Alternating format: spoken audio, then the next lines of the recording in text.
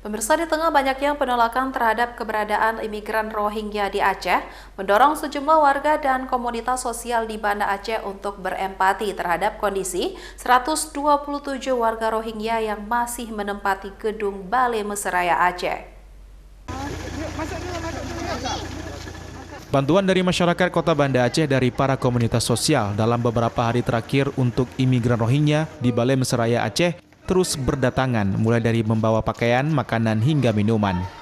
Adapun bantuan makanan nasi kebuli dan puding serta air mineral yang diserahkan warga ini berasal dari dana pribadi, sumbangan dari netizen dan aksi penggalangan dari para komunitas sosial yang ada di Banda Aceh.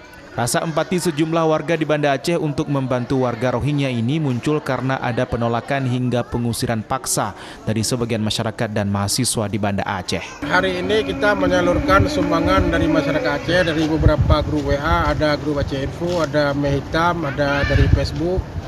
Semuanya ada sumbangan sekitar 130 kotak nasi kebuli dan 10 dus air mineral. Sumbangan dari masyarakat Aceh ya.